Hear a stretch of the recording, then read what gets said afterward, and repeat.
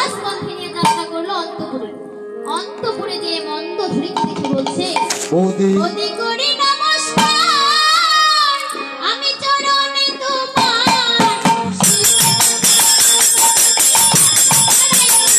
ওদি করি নমস্কার, চরণে তোমার। শিলপাটা দাও গো বলিয়া কত বড় ভাই ভোগী। করি নমস্কার, যুদ্ধ করতে করতে বলি অন্ত হইল ওদি করি নমস্কার,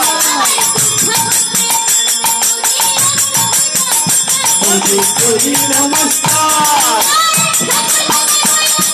শিলপাটা দাও বলি করি নমস্কার,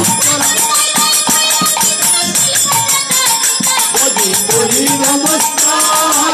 চরণে তোমার শিলপাটা দাও বলিয়া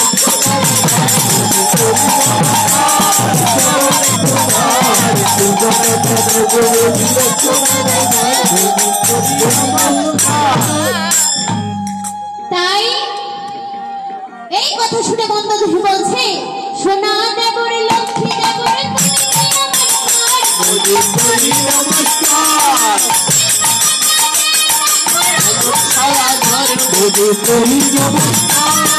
চরণে তোমার শিলপাটা দাও বলিয়া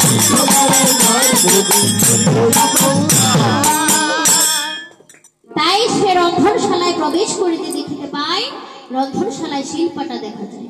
তাই শিলপাটা নিয়ে রণস্থলে যাত্রা করলে এমন সময় একটি স্ফটিকের স্তম্ভ দেখতে পেল। আর মনে মনে ভাবছে, এই স্তম্ভের ভিতর আমি আমার প্রভু রামচন্দ্র ও মা জানকীকে বসিয়ে তাদের যুগল চরণ আমি সেবা করব।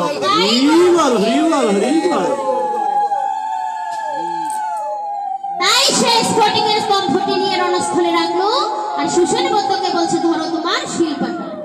তাই সুসেনবদ্ধ শিলপাটায় ওষুধ মার্জনা করে বলছে, প্রভু এবার নিকান্দুরির চোখের জল আনতে। হ্যাঁ, কি করলেন মার ঘর তো ভূমিষ্ঠলে কেউ কাঁদে নেই, কোনো লোক আছে। হ্যাঁ, সবাই তো ওয়া বলে কাঁদে, তাই না? হ্যাঁ, তাই বিভীষণ বলছে, আছে আমার বৌদি রুক্কু না, খাইবার বেলায় বেড়ায় না, কাজের বেলায় কিচ্ছুই না, শুধু খায় আর ঘুমায়।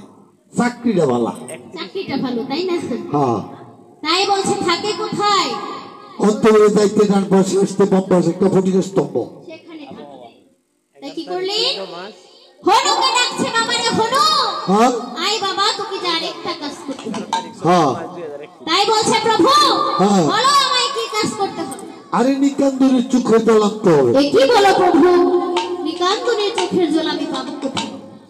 তাই বলছে, বিভীষণ বলছে, আছে নাকি অন্তপুরে যাইতে ডান পাশে আসতে বাম পাশে ফটিকের স্তম্ভ, সেখানে থাকে। এই বিভীষণ দেখো তো, এই ফটিকের আরে স্তম্ভ। এই স্তম্ভটাই তো।